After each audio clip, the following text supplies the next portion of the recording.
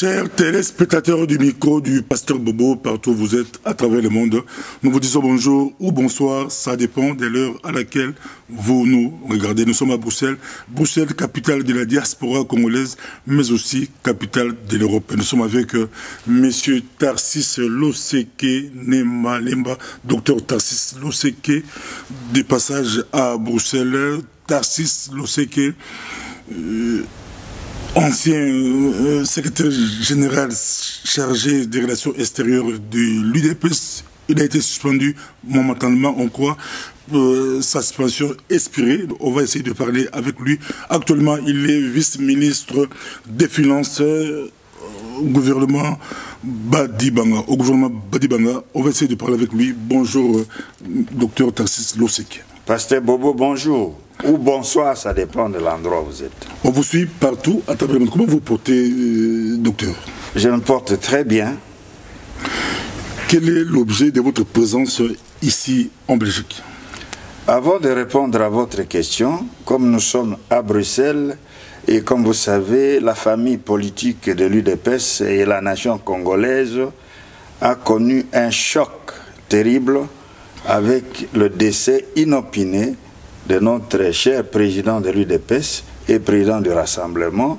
Comme son corps est encore à Bruxelles dans un funérarium et je me trouve à Bruxelles, je voudrais présenter non seulement à sa famille biologique, mais aussi à la famille politique du président Tshisekedi mes sincères condoléances.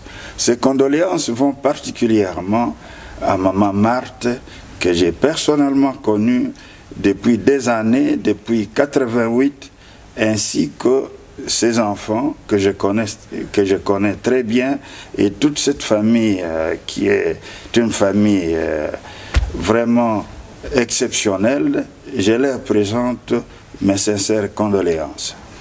Maintenant, je vais à l'objet de votre question. Je me trouve à Bruxelles. Vous savez, j'ai toujours vécu à Bruxelles. Il y a ma famille qui est à Bruxelles. Ça, c'est incontestable. Mais dans le cas de mes fonctions, actuellement, de vice-ministre aux Finances, je me retrouve à transit ici à Partance pour Bogota, la capitale de la Colombie. Pourquoi je vais à mission officielle à Bogota? C'est dans le cadre du conseil d'administration de l'ITIE. ITIE, c'est quoi? C'est l'initiative transparence des industries extractives. Quelles sont les industries extractives dont il s'agit? Il s'agit des industries minières, des industries productrices du pétrole et des industries du bois. Or, notre pays, comme vous savez, est un pays producteur de toutes ces ressources naturelles. Il est tout à fait normal que la République démocratique du Congo soit membre de l'ITIE. L'ITIE a comme objectif non seulement de combattre l'exploitation illégale des ressources naturelles dans certains pays qui sont les pays membres, mais aussi combattre la fraude des ressources naturelles. Donc c'est la raison pour laquelle dans notre programme du gouvernement qui tient à redresser rapidement l'économie de notre pays, nous devons combattre tout ce qui se passe des frauduleux dans le secteur des minerais, du pétrole et de l'exploitation du bois. C'est la raison pour laquelle je suis en train d'aller à Bogota et je serai de retour dans une semaine pour reprendre mes fonctions à Kinshasa. Docteur Loseke, vous travaillez comme si rien n'était, mais en principe, votre gouvernement devrait déjà démissionner. D'ailleurs, le président Kabila demande déjà à l'opposition de lui proposer de démissionner. Je crois que vous n'êtes pas bien informé. Vous travaillez comme si c'est avec des projets à long terme. Vous n'êtes pas bien informé. Vous savez, la primature n'est pas vacante. Pour que cette primature soit vacante, il faut ou bien M. Sami Badibanga démissionne volontairement et laisse ce poste vide, ce qu'il ne fera pas. Il n'a pas envie de le faire. Nous travaillons bien, nous engageons des résultats sur le plan économiques qui sont des résultats très très favorables par rapport à des gouvernements qui nous ont précédés. Donc il n'y a aucune raison sur ce plan-là que M. Sami Badibanga démissionne, d'autant plus que nous sommes en train de donner les moyens à la CENI pour organiser les élections dans le délai. Donc que ce soit le président Kabila ou nous n'avons aucune raison de libérer la primature et encore moins que le gouvernement démissionne. La deuxième raison qui peut provoquer la vacance de la primature, il faut qu'il y ait une motion de défiance à l'Assemblée nationale. Or, pour cette motion de défiance, d'abord, il faut qu'il y ait 125 signatures de députés, il faut qu'on récolte 125 signatures, ce qui n'est pas une mince affaire. Ensuite, que la motion soit débattue au sein du bureau de l'Assemblée nationale et de l'Assemblée nationale et que cette motion soit adressée au Premier ministre qui aura 48 heures pour venir se défendre au niveau de l'Assemblée nationale et une fois qu'il s'est défendu, il faudra que l'Assemblée vote sa déchéance à bulletin secret avec une majorité absolue. Ça veut dire 251 voix qui doivent être contre lui pour qu'il quitte la primature. Donc quand vous analysez cette procédure, elle n'est pas facile et elle est périlleuse. Même le président Kabila ne s'y risquerait pas. En outre, le président Kabila n'a pas le pouvoir de demander la démission de M. Kabila. Sauf le président Kabila n'a pas le pouvoir, excusez-moi, de demander la démission de Sami Badibanga. Pour la simple raison, c'est que nous sommes dans un régime semi-présidentiel où le Parlement a un rôle à jouer et lorsqu'il a été investi par le même Parlement, comme dans son cas de Sami Badibanga, avec 325 députés qui ont voté pour son investiture, il faut que les mêmes puissent aujourd'hui lui demander de quitter son poste de Premier ministre, qui n'est pas chose facile. Nous allons voir, vous m'informez que le président Kabila aurait demandé à ce qu'il puisse, à l'opposition, je ne sais pas laquelle, nous en parlerons tout à l'heure, aurait demandé à ce qu'on présente un nom. Bon, nous allons voir. Nous allons voir, moi je suis curieux, mais nous, en attendant, nous travaillons comme si rien n'était et les choses se passent comme sur les roulettes. Nous allons y revenir, mais est-ce que vous allez profiter de votre présence en Belgique pour visiter Mama Marthe ou voir le corps de Tshisekedi, car vous étiez très proche de la famille, très proche de Tshisekedi jusqu'à la dernière minute. D'autres disent que vous avez trahi. Non, je ne peux pas trahir un frère. Pour moi, le président Tshisekedi était un frère. Il faut que je donne des précisions à votre téléspectateur ou à vos auditeurs. J'ai connu le président Tshisekedi en 1988, dans le cadre de mes fonctions de médecin neurologue. Et cette visite, cette rencontre avec le président Tshisekedi en 1988 m'a coûté la prison. Ensuite, je suis sorti de la prison, le président Tshisekedi lui aussi est sorti de la prison Makala et mis en résidence surveillée. Je suis une des rares personnes qui l'a visité régulièrement, de 88 à 90, lorsque le président Mobutu a prononcé son discours de démocratisation, de libération démocratique le 24 avril. Donc, pendant cette période-là, j'étais une des rares personnes qui visitait le président Tshisekedi. Ensuite, il m'a donné un véritable coup politique. C'est lui qui m'a donné goût à la politique pendant cette période. Et depuis lors, on est resté attaché pratiquement jusqu'à sa mort. Vous savez que lorsqu'il a eu à former les 2 ou 3 gouvernements qu'il a formés, je n'ai jamais eu besoin de remettre mon curriculum vitae et j'étais toujours dans son gouvernement. J'ai toujours été, même n'étant pas de l'UDPS, en tant que société civile d'abord et en tant que membre de l'UDI, l'ancien parti Union de démocrates indépendants, j'étais toujours proche du président Tshisekedi. Même jusqu'au moment lors des élections de 2011, nous étions ensemble. Et je me souviens, lorsque nous étions à Washington, avant les élections, en octobre 2011, il m'a demandé qu'après les élections, d'adhérer à l'UDPS pour qu'on puisse créer un autre dynamisme pour la gestion du pays. Donc, j'étais à la fois, pour lui, jeune frère et un combattant particulier, parce que lui, il me disait que je suis presque la seule personne qui parlait avec lui du pouvoir. Les autres étaient des combattants, mais moi, je lui disais qu'il faut tout pour accéder au pouvoir dans les délais. C'est ainsi qu'après les élections de 2011, il m'a confié la tâche de coordonner les combats pour l'impérium. Et vous le savez très bien que j'ai sillonné à travers le monde. Pour ceux qui ont eu l'occasion de me voir, je suis allé un peu partout pour parler de l'impérium. Donc, rien que tout cela, vous comprenez que c'est quelqu'un qui m'a beaucoup appris et il me considérait comme son jeune frère. Donc, avec cet état-là, je ne pouvais pas et je ne peux pas le trahir. Je vais revenir sur mon entrée au gouvernement Badi Banga tout à l'heure. Mais puisque vous m'avez posé la question de rendre visite à Maman Marthe, je peux vous dire que je n'ai pas beaucoup de temps pour aller la voir, puisque nous attendons l'arrivée de la dépouille mortelle, les 11 à Kinshasa.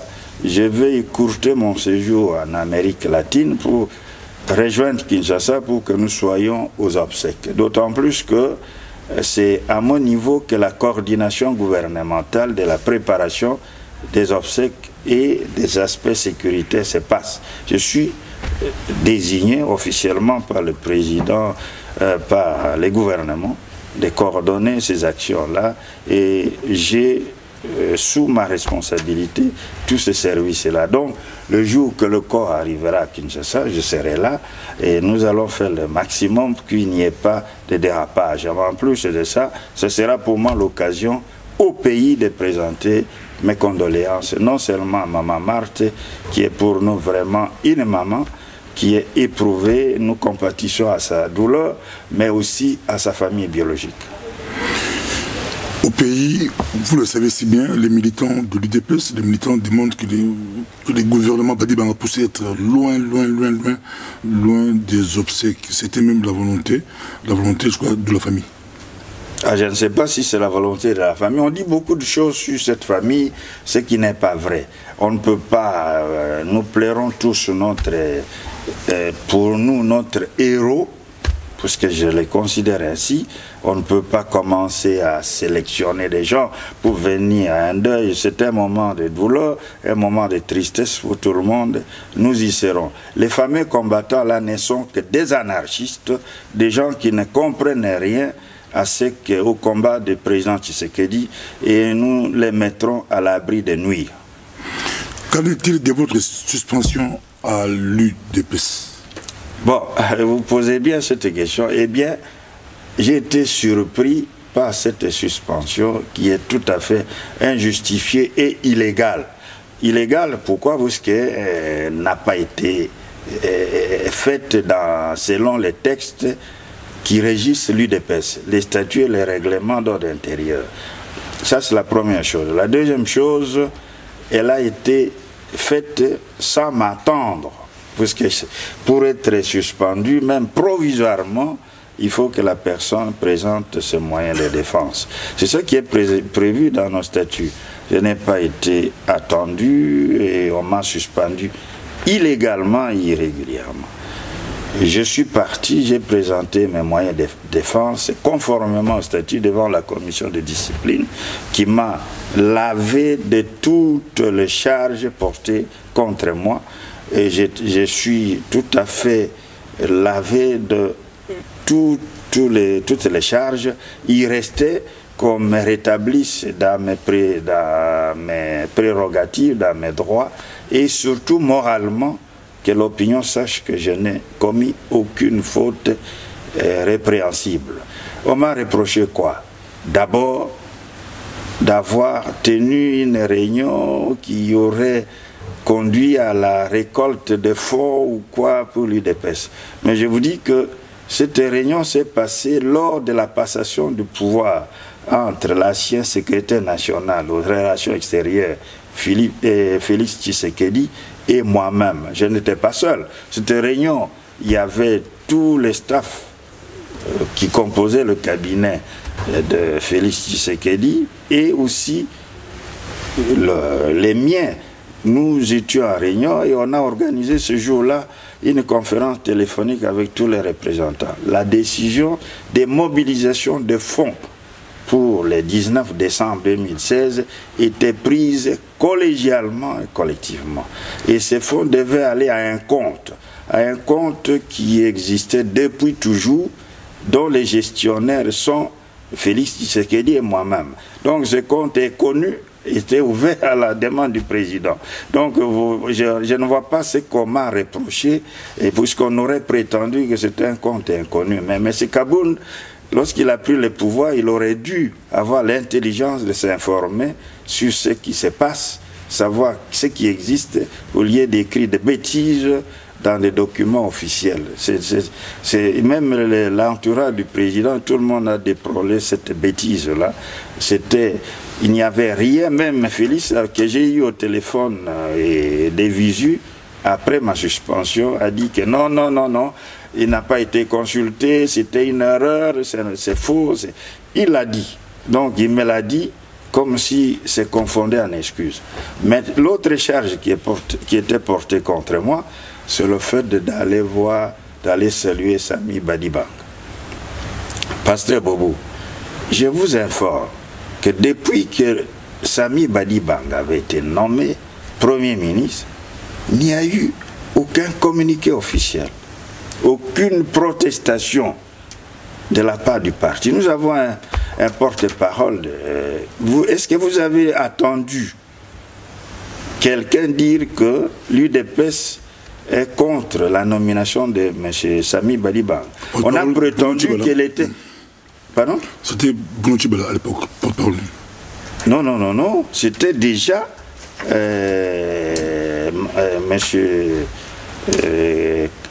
l'actuel porte-parole, M. Kabouya, Augustin Kabouya. C'est lors de... Nous étions déjà en place, notre exécutif. Et le porte-parole, c'est M. Augustin Kabouya.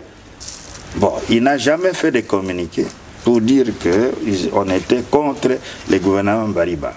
On a prétendu que M. Badibanga, on l'ignorait. Pourquoi? Parce qu'il était auto-exclu de l'UDPS. Mais regardez dans nos statuts, la sanction d'auto-exclusion n'existe pas.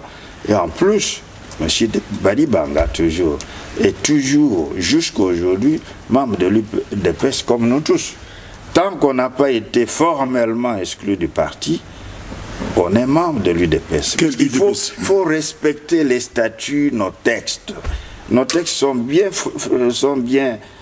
écrits et sont bien écrits. Nos textes sont vraiment très clairs. Lorsqu'on veut sanctionner quelqu'un, il y a une procédure.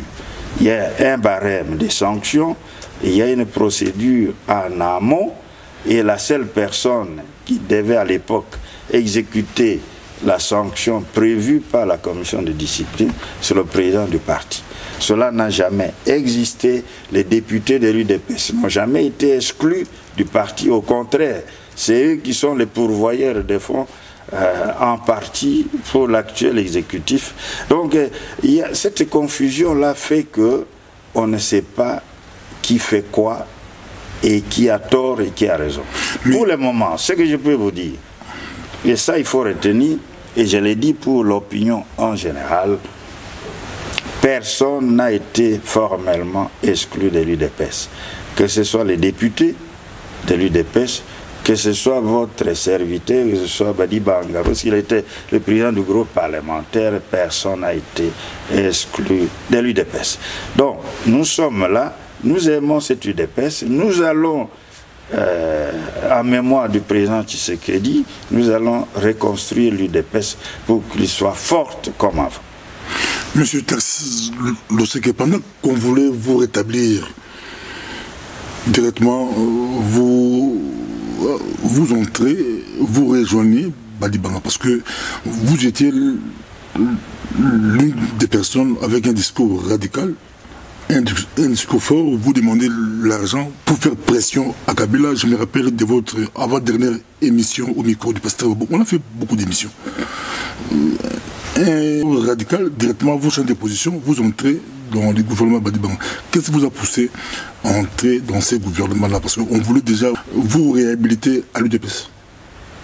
Non, d'abord, je voudrais vous signaler que le gouvernement Badibanga est un gouvernement d'union nationale. Ça, c'est une première chose. Deuxième chose, vous parlez de mon discours radical. Et ce discours reste toujours de mise jusqu'à aujourd'hui, même à l'intérieur du gouvernement. Et mon discours n'injurie personne. Hein, ce n'est pas un discours injurié à l'endroit de qui que ce soit.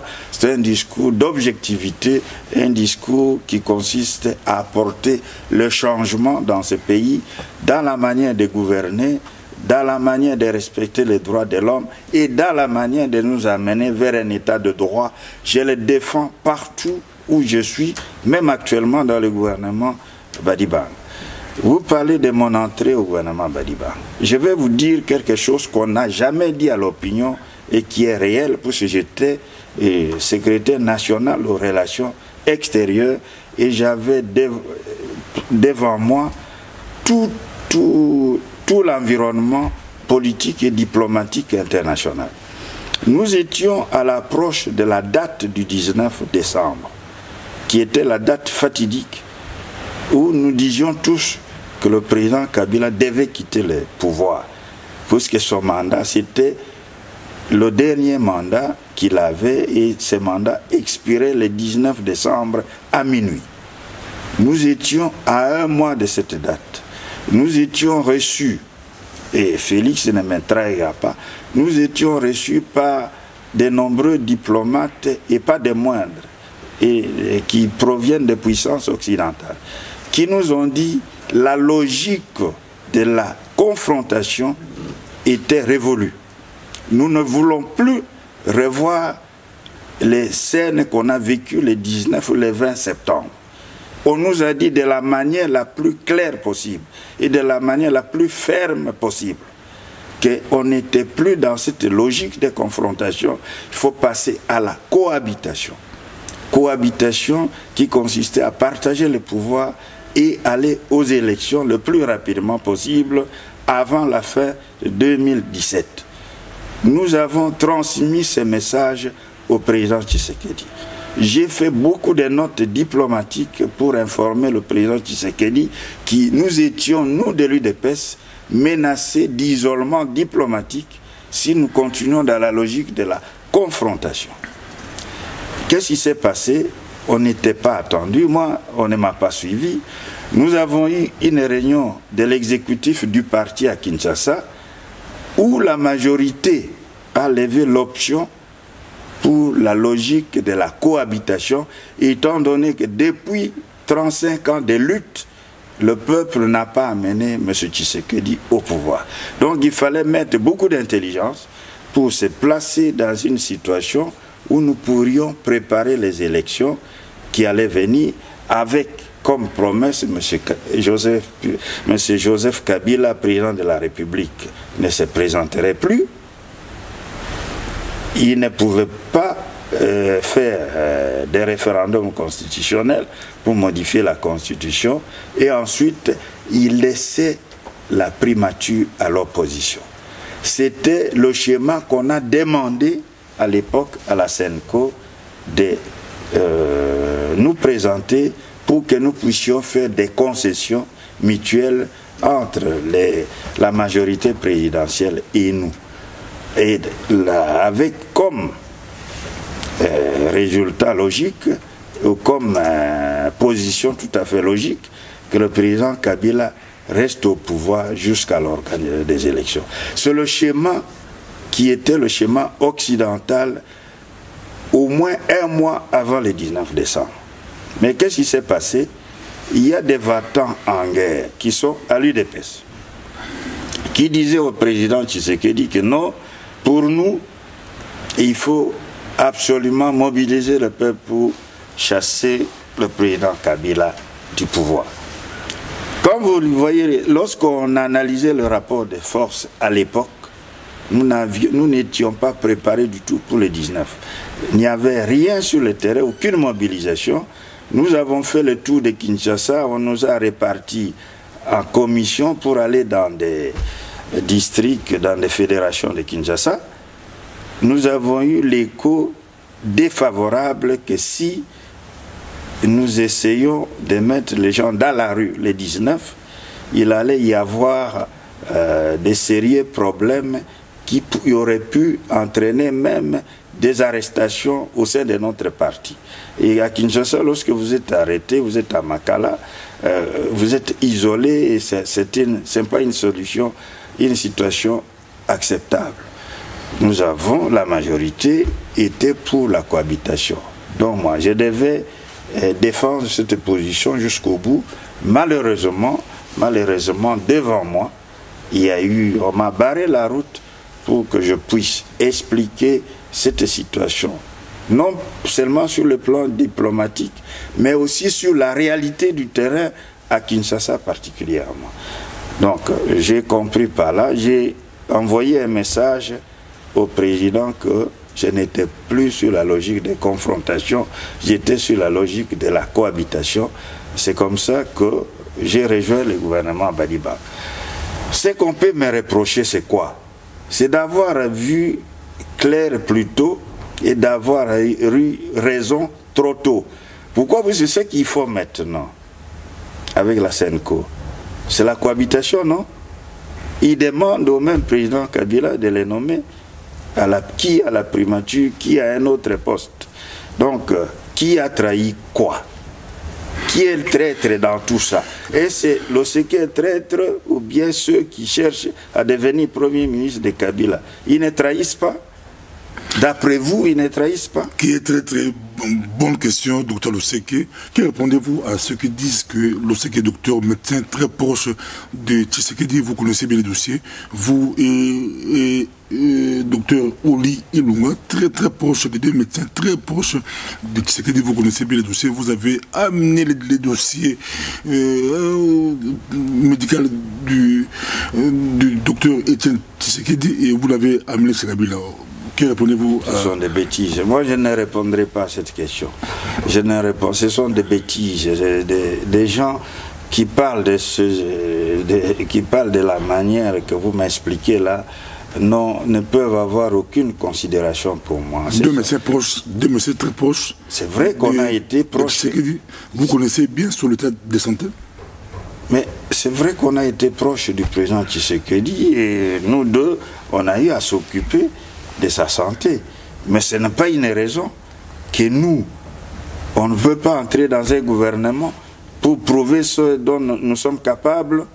Nous avons fait des études, et pas les moindres, pour travailler pour notre pays. Notre pays a besoin de nous. Et nous avons choisi le moment, je viens de vous expliquer, où l'environnement diplomatique international était hostile à la confrontation. Et certaines personnes de l'UDPS étaient pour la confrontation, sans y croire d'ailleurs, sans y croire. Ils étaient pour la confrontation seulement pour agiter certains combattants, mais sans y croire, parce que ça n'aurait amené à aucune prise de pouvoir. Donc, nous étions logiques avec nous-mêmes, nous nous sommes concertés, nous avons dit, nous avons beaucoup travaillé dans notre domaine, qui est le domaine médical, et nous avions l'expertise à mettre à la disposition de ce pays. Et moi, en tant que professeur d'université, médecin neurologue, et avec ma longue carrière, j'avais de quoi à faire prouver à mon pays que je pouvais servir ce pays sans nécessairement demander à qui que ce soit.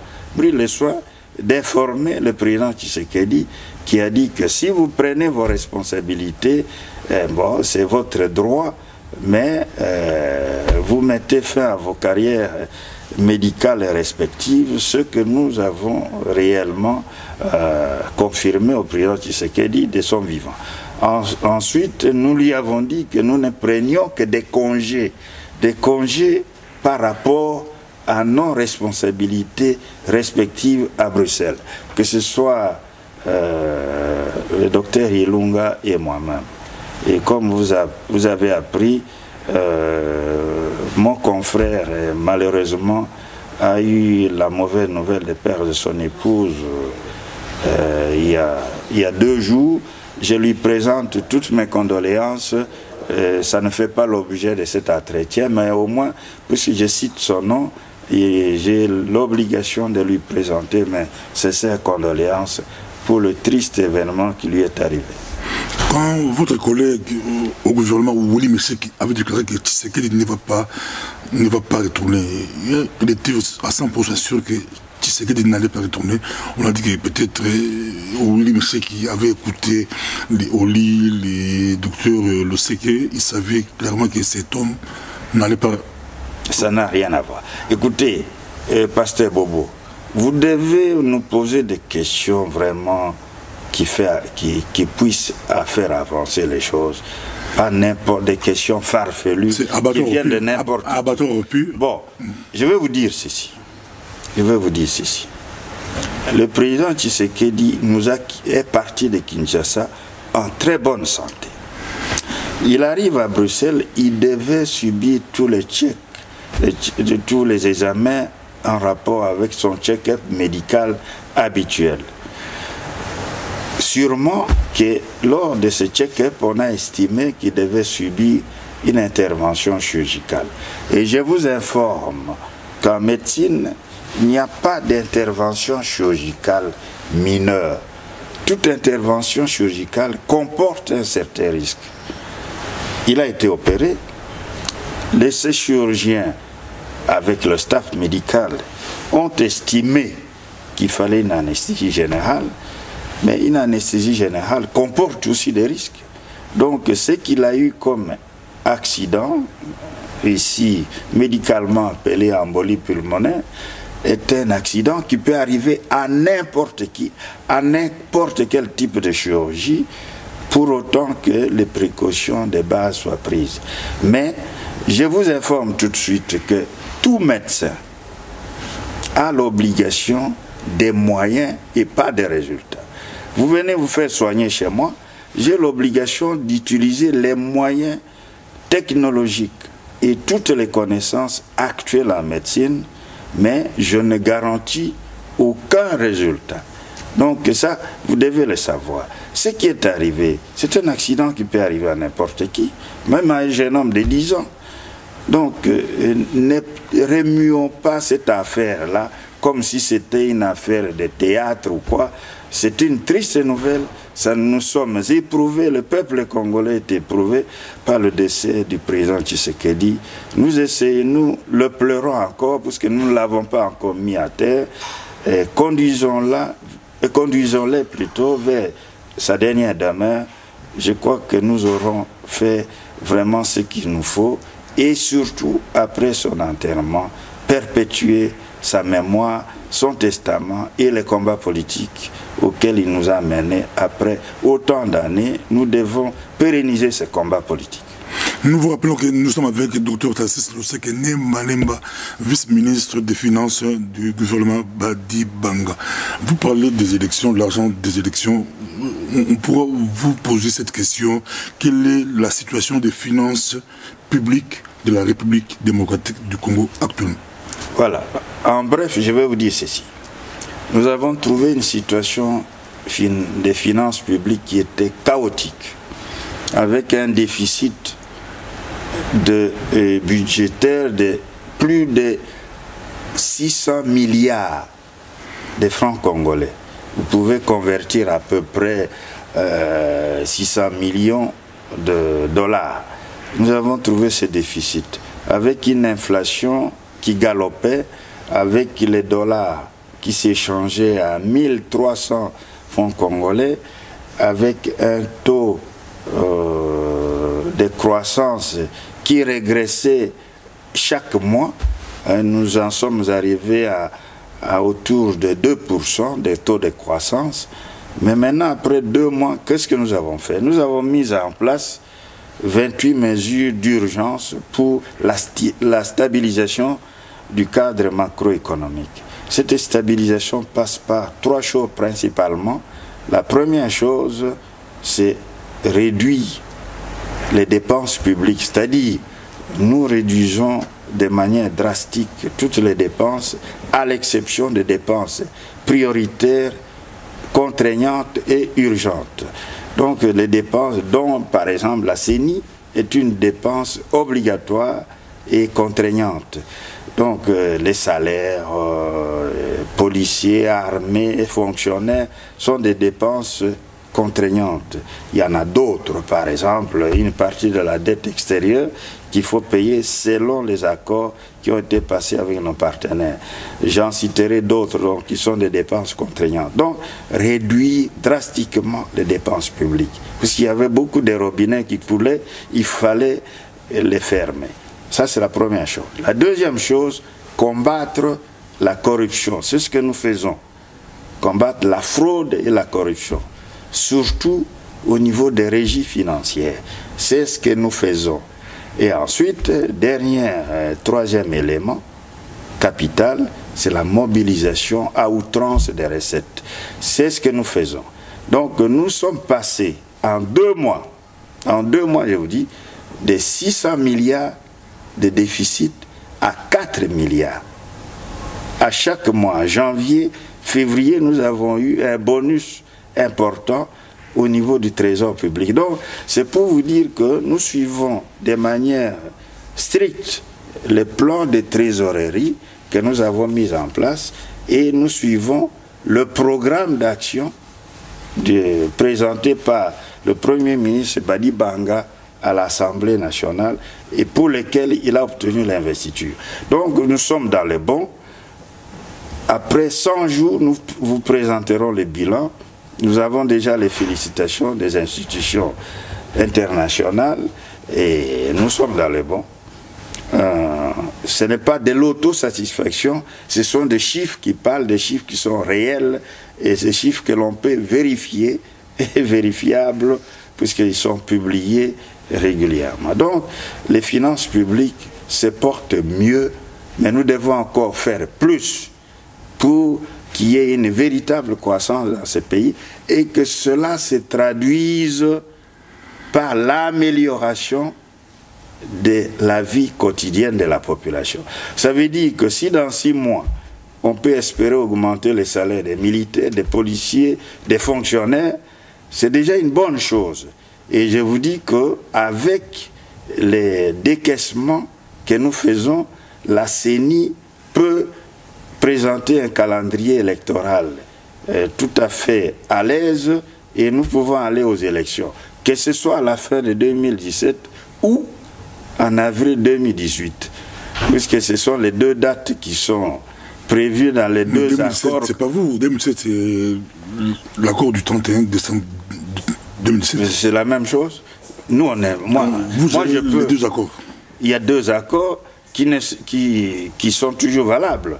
Hein, les 2 accords sont valables, sauf qu'il n'y a que celui du 18 octobre qui est appliqué. Le deuxième est inapplicable pour le moment, puisqu'il n'y a pas d'arrangement particulier. Mais concrètement, au niveau des finances, docteur Tarsis Losek, seriez-vous prêt à organiser les élections présidentielles en RD Congo quand, concrètement? Je peux vous dire, je viens de vous dire, vous ne me suivez pas apparemment, je viens de vous dire que même pour décembre 2017, on peut organiser les élections, même l'élection présidentielle, en fonction des décaissements que nous faisons actuellement pour la CENI.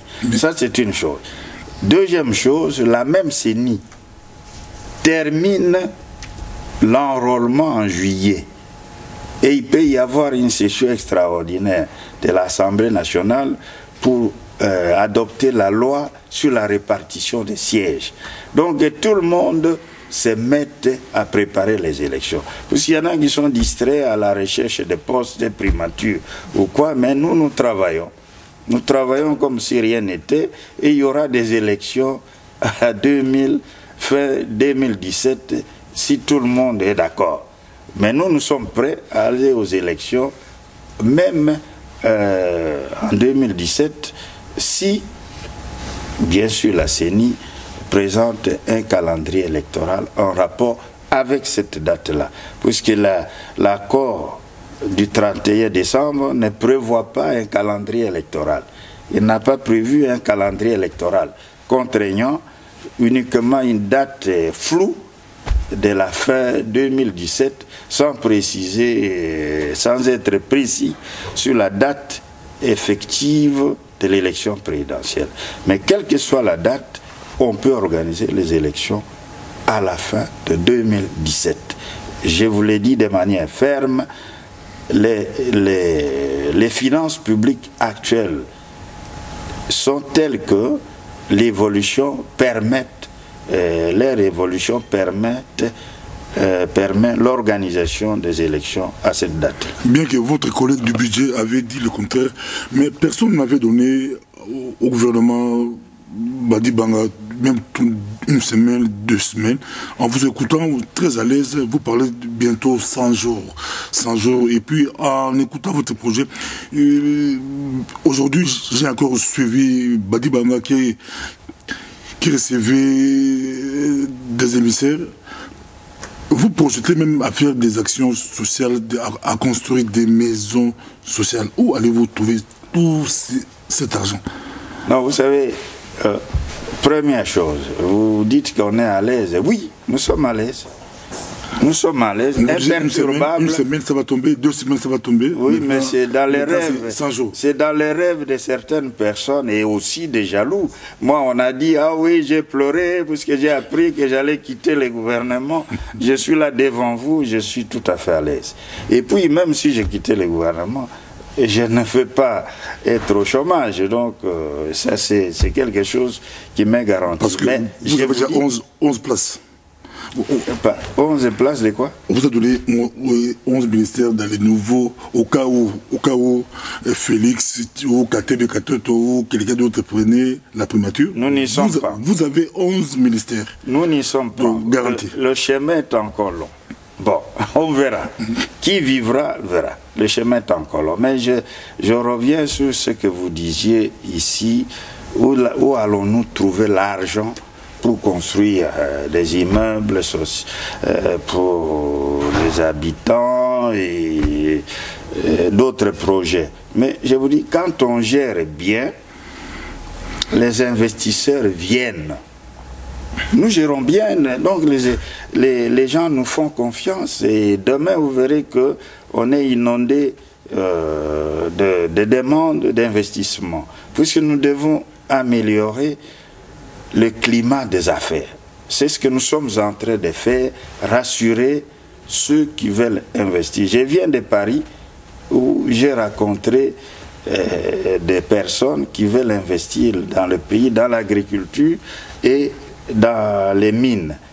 Dans les régions où les gens ne vont pas encore, comme l'Équateur, les Kasaï, ou certaines parties du Kasaï, où les gens veulent aller exploiter des minerais ou le pétrole. Donc, vous voyez que nous sommes dans les bons et nous n'allons pas quitter ce cap-là. Les gens vont venir et nous sommes à l'aise parce que nous travaillons pour le pays, vous savez, ce n'est pas pour nos intérêts personnels.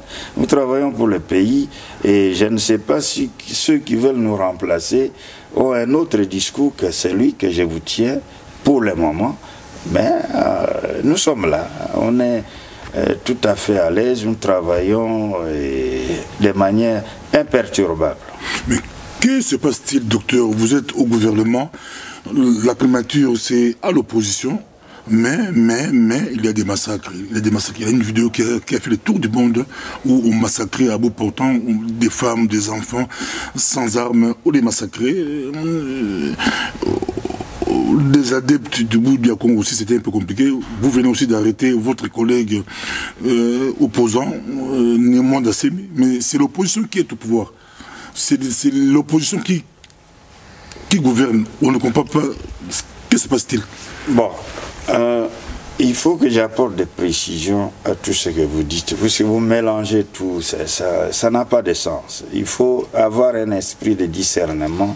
Nous sommes un gouvernement d'union nationale, je le précise.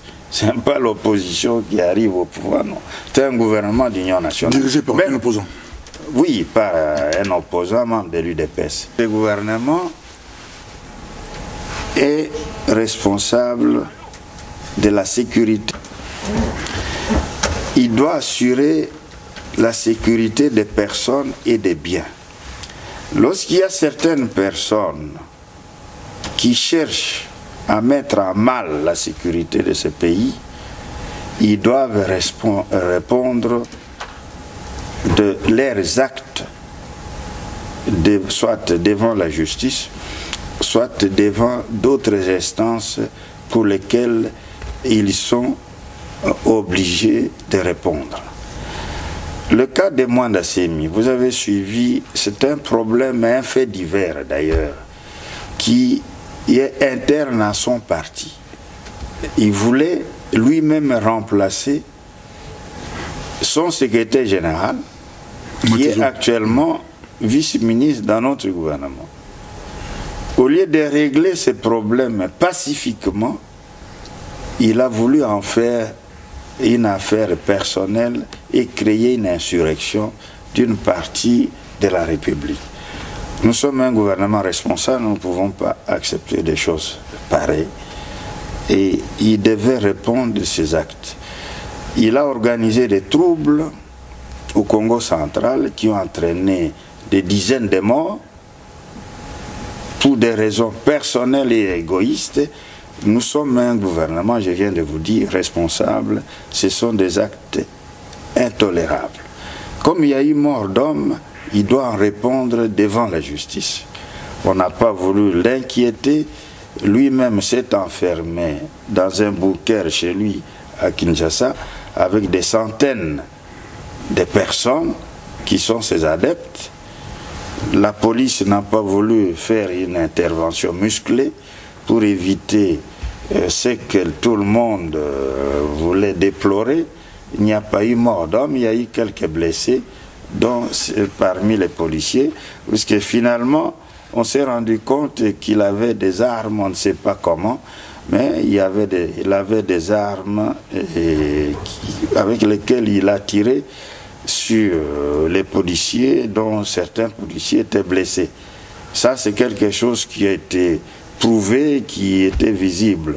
Donc, plutôt qu'il y ait un bain de sang, on a joué à la patience pour l'arrêter le moment venu, et M. Mwanda Semi répondra de ses actes.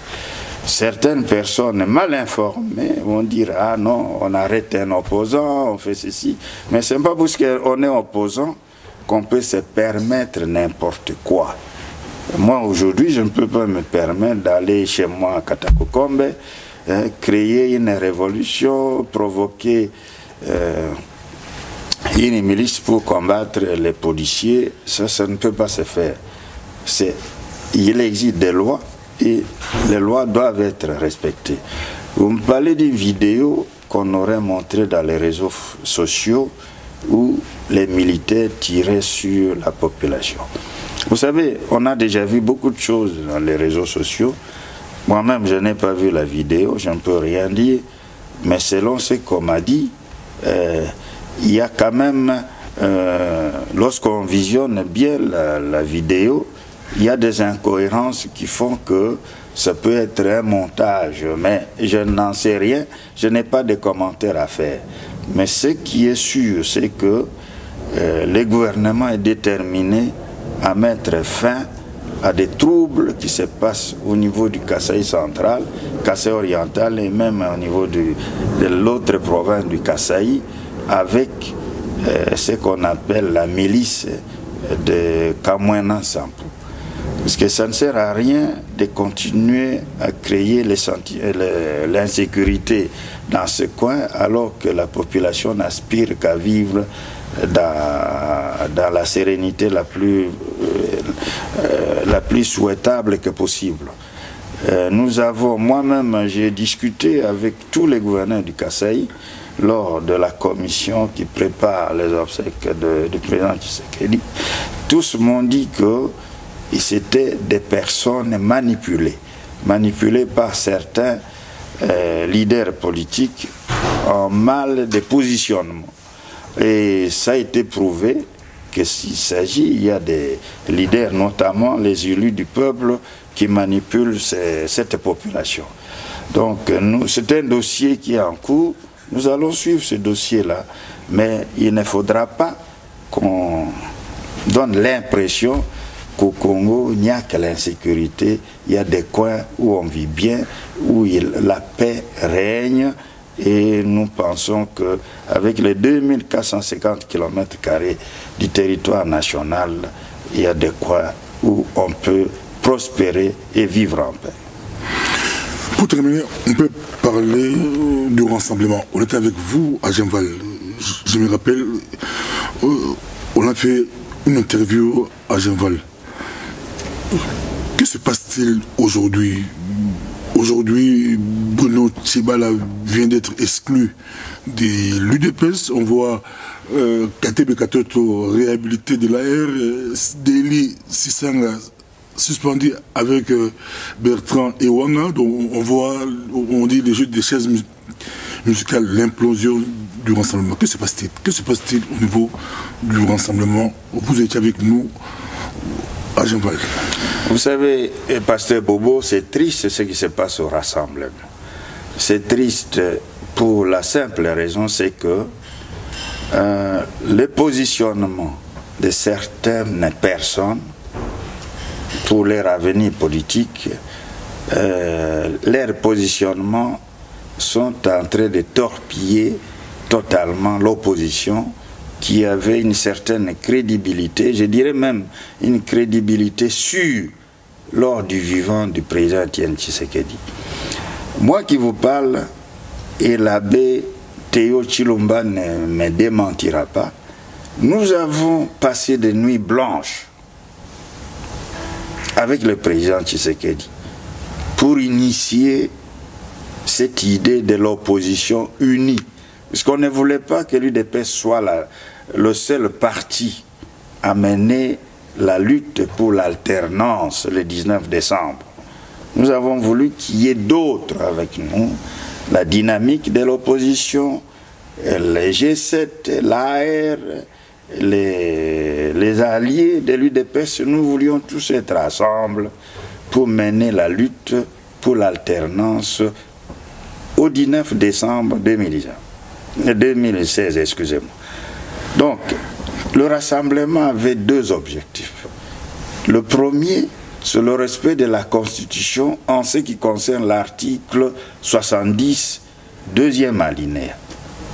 Ça veut dire que le mandat du président Kabila a expiré le 19 décembre et c'était son dernier mandat qui expirait à cette date-là. Il fallait, c'est prévu dans la Constitution, et notre combat était de faire respecter la Constitution en ce qui concerne cet article-là. Deuxième objectif, c'était l'alternance à la date du 19 décembre.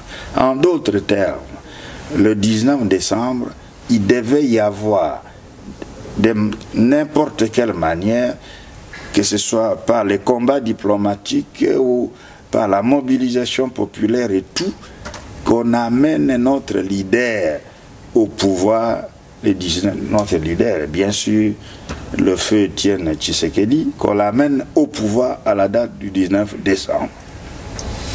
Voilà que les deux objectifs n'ont pas été atteints.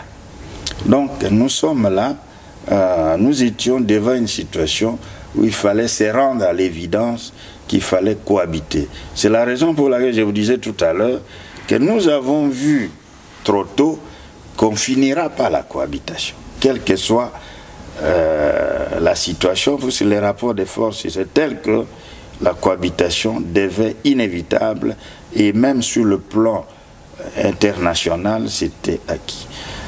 Mais seulement, ceux qui sont venus au rassemblement avec un agenda caché sont en train de noyauter le rassemblement avec une telle mainmise sur d'autres structures du rassemblement, notamment sur l'UDPS, sur les alliés et d'autres, pour s'accaparer du rassemblement. Et ces personnes, ces groupements-là, sont ceux qui soutiennent un candidat déclaré à la présidence. Et nous sommes contre cela. Moi, je suis d'accord avec Bruno Tshibala, avec Valentin Mobak, avec Jean-Pierre Lissanga, Bonganga, pour réfuter la restructuration qui a été opérée au niveau du rassemblement. Quelle est cette restructuration? On met un président politique qui est une coquille vide et il y a un président du comité de sages, du conseil des sages, qui est quelqu'un qui était très proche du président Kabila à 2016, à 2011, et parmi eux, les gens qu'on place sont même des gens qui nous ont fait mal, parce que c'est eux qui ont modifié la Constitution à 2011 pour qu'on passe de 2 tours à 1 tour et que le président Kabila gagne les élections dès le premier tour. Ils nous ont fait tellement du mal, nous qui avons vu de toutes les couleurs dans l'opposition, et qu'eux, ils arrivent après 2 ans d'une opposition, ils sont passés par la blanchisserie de l'UDPS, ils deviennent des opposants, ils prennent des postes. C'est inadmissible et ça ne passera pas. Ça ne passera pas, je vous dis. Donc, ça c'est une première chose. Deuxième chose, leur objectif ne s'arrête pas au rassemblement. C'est l'implosion de l'UDPS qu'ils cherchent, qui va être fragmentée. C'est ce qui se passe avec la suspension de M. Tshibala. Mais je ne suis pas informé de cette exécution. Pardon, excusez-moi, ce n'est pas l'exécution, mais l'exclusion. Je ne suis pas bien informé. Est-ce qu'il est exclu de l'UDPS ou du rassemblement? Je n'en sais rien. Exclu de l'UDPS. Exclu de l'UDPS, vous me le dites. Mais par quelle procédure? Quelle procédure? D'abord, il y a une structure provisoire. Vous savez, moi, je suis vraiment attristé. Attristé par le fait que nous avons notre président, que nous pleurons actuellement. Nous ne l'avons pas encore enterré. Mais il se passe une situation inadmissible et une situation inouïe, et je dirais même machiavélique, à ce moment précis. La famille politique du président Tshisekedi est en train de faire des choses comme si nous avons oublié totalement que nous venons d'être frappés par une triste nouvelle, par un événement douloureux que nous n'avons pas encore totalement terminé, puisque nous cherchons encore à l'enterrer et à organiser des funérailles dignes de ce nom. C'est vraiment inadmissible. Et pour cela, je vous dis ceci. Ceux qui cherchent à créer cette situation en profitant du décès du président Tshisekedi pour faire l'OPA sur l'UDPS ou provoquer l'atomisation de l'UDPS, nous allons nous occuper d'eux. Nous savons qui sont à la base de ça. Ce sont nos ennemis d'hier qui, à peine moins de 2 ans dans l'opposition, sont en train de torpiller cette opposition en essayant de s'en accaparer de la manière la plus, que je qualifie, la plus machiavélique possible, et ça ne passera pas. Ça ne passera pas. On vous suit, docteur Taxino. Ici, vous fustigez le Félix Tshisekedi de collaborer avec Pierre Lombi, qui a travaillé il n'y a pas longtemps avec Kabila. Or, vous-même, maintenant, vous travaillez avec Kabila. On pourra vous rétorquer, vous reposer la question. Qui tire les ficelles? On ne comprend pas. Est-ce que c'est le gouvernement Badibanga qui travaille pour faire exposer le rassemblement, ou c'est Kabila lui-même, ou bien c'est l'amateurisme de nos opposants? Question. Pasteur Bobo, je vous invite à réfléchir froidement. Je viens de vous dire je vous parlais de ma situation personnelle. Je suis entré dans un gouvernement d'union nationale par stratégie pour préparer les élections. Et si tout le monde avait réfléchi pour moi, il n'y aurait pas eu des Senko ou tout ça. On serait tous, puisque nous sommes dans la logique de la cohabitation. Vous allez me dire que si Kabila nomme Félix Tshisekedi demain Premier ministre, Félix a trahi. C'est ce que vous voulez me dire. Logiquement, à vous suivant, c'est que lui, il va trahir demain. Qui trahit et qui ne trahit pas? Vous pouvez me répondre à cette question-là? Vous ne pouvez pas me répondre, pour des raisons que je connais. Mais je vais vous dire ceci. Nous sommes tous dans la logique de la cohabitation pour l'organisation des élections libres, démocratiques et transparentes, pour que le meilleur soit élu et vienne au pouvoir après ces élections. Mais, pour le moment, cette opposition, rassemblement, ne parle ni des élections, ni du peuple, ni de l'état de droit, encore moins du combat que le président Tshisekedi nous a légué. C'est la course au pouvoir et au positionnement. C'est machiavélique, c'est inadmissible. Donc vous parlez de trahison, mais c'est un mot que vous ne mettez pas vraiment dans son contexte. Les vrais traîtres, c'est qui? Ceux qui se battent actuellement pour se positionner, puisqu'ils seront nommés par le même président Kabila, ils sont quoi? Ils ne sont pas des traîtres. Moi, je ne suis pas traître. Je suis fidèle à mes convictions que je défends toujours. Je suis entré dans ce gouvernement avec une stratégie, et je le fais au ministère des Finances, donner les moyens à la CENI pour qu'il y ait des élections, que je me fasse élire demain à une position où je prouverai au monde, à vous tous, que j'ai réellement une base. Parce qu'à l'époque, j'étais élu. Mais ce sont nos alliés actuels qui sont dans les rassemblements qui m'ont arraché mon siège. Vous avez oublié, moi je ne suis pas amnésique. Si certaines personnes ont la mémoire courte, moi je n'ai pas la mémoire courte. Les gens qui sont en rassemblement, particulièrement les G7, qu'est-ce qu'ils nous ont fait comme mal hier? Ils ont quitté le président Kabila pour venir mettre les désordres, les troubles avec leur candidat président au sein de l'opposition. C'est ce qu'ils sont en train de faire. Et même le président Tshisekedi en était conscient de son vivant. Moi, j'ai eu beaucoup de colloques singuliers avec le président Tshisekedi. Je ne peux pas vous dire des choses qu'il me disait à propos de ces personnes-là. Donc, pour le moment, il faut... Vous parlez de la trahison, il faut savoir qui trahit. Nous, qui sommes entrés au gouvernement par stratégie pour préparer les élections et qui les préparons selon la logique qui est prévue par la cohabitation dans un gouvernement d'union nationale, nous ne sommes pas des traîtres. Puisque les autres qui viennent après, quelques semaines après, ils veulent entrer, former les mêmes gouvernements, dans les mêmes circonstances, avec les mêmes nominations. Donc, ils ne sont pas des traîtres. Pour eux, ils sont tout blancs, comme la neige. Donc, c'est ça que vous voulez me dire? Non. Je vous dis non, c'est la même logique. Mais ce qui est regrettable, c'est que certaines personnes veulent faire la mainmise sur l'UDPS pour que l'UDPS implose.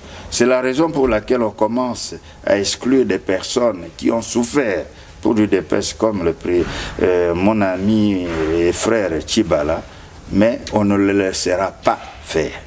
On ne le laissera pas faire.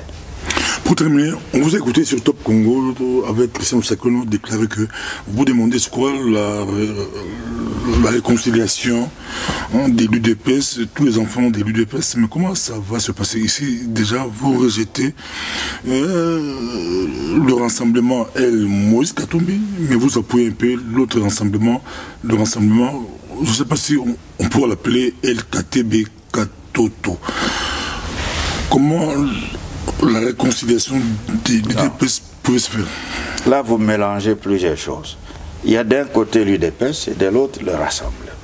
Moi, je peux parler de l'UDPS, je ne peux que parler de l'UDPS dont je suis membre. Nous voulons sauver la mémoire du président Tshisekedi. Nous ne devons pas donner l'impression qu'après sa mort, l'UDPS disparaît comme les père parti État. Nous devons sauvegarder les acquis que le président Tshisekedi nous a laissés.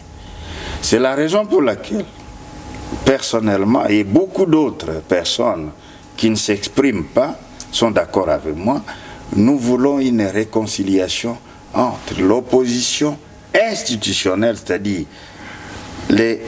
l'UDPS institutionnelle, c'est-à-dire les membres de l'UDPS qui sont au gouvernement et à l'Assemblée nationale, avec ceux qui n'ont pas encore accédé au pouvoir ou qui sont en dehors des institutions. Donc, cette réconciliation-là nous permet de mettre nos moyens, nos ressources humaines, les moyens matériels ensemble pour qu'on puisse aller dans l'unité aux élections de demain. Il y a des élections, des échéances électorales dans quelques mois, et 10 mois, ce n'est pas beaucoup. Ce n'est pas beaucoup. Il faut qu'on se mette ensemble pour réussir, pour gagner ces élections. Puisque de l'autre côté, la famille politique du président Kabila, il se prépare activement. Mais nous, nous passons notre temps au niveau de l'UDPS avec des querelles intestines stériles qui vont nous faire échouer aux élections. Donc moi, j'ai fait un appel patriotique, un appel combattant, un appel vraiment en mémoire de notre président qui vient de nous quitter pour qu'on se mette ensemble, qu'on aille aux élections dans l'unité, et ce n'est que comme ça que nous gagnerons. Vous dites vous-même dans la Bible qu'un royaume divisé, je crois, est incapable de subsister ou de gagner un combat, je crois. Bon, mais si nous sommes divisés, nous ne gagnerons pas. L'union fait la force. Si nous ne sommes pas unis, on n'ira nulle part et nous serons condamnés à disparaître. Donc c'est un appel pathétique, un appel patriotique que j'ai lancé à l'endroit de tous les membres de l'UDPS. Même les Anciens qui sont d'accord de rejoindre les bateaux UDPS pour qu'on aille ensemble. Mais ce qui se passe actuellement, c'est vraiment un spectacle désolant pour des intérêts que je ne peux pas qualifier, et surtout à la solde des individus qui trouvent que l'atomisation de l'UDPS ne pourra que leur être favorable. C'est ça qui est malheureux, et nous allons combattre cela avec toute l'énergie que nous avons encore. On va essayer de terminer ici. D'aucuns disent que la crise actuelle à l'opposition profite au gouvernement Badibanga, qu'on avait donné 2 semaines, 3 semaines. Ça va encore rester, parce que le temps de choisir quel camp, on risque d'avoir 2 Senko. Heureusement, on a un seul Senko. On pourra aussi avoir on a une seule Senko, on pourra avoir 2. Pour terminer, qui est votre candidat à l'élection présidentielle 2017? On termine ici. Votre candidat. Non, je ne suis pas d'accord avec ce que vous venez de dire. Vous dites que la crise actuelle profite au gouvernement Badibanga. Nous n'y sommes pour rien à cette crise au sein de l'opposition.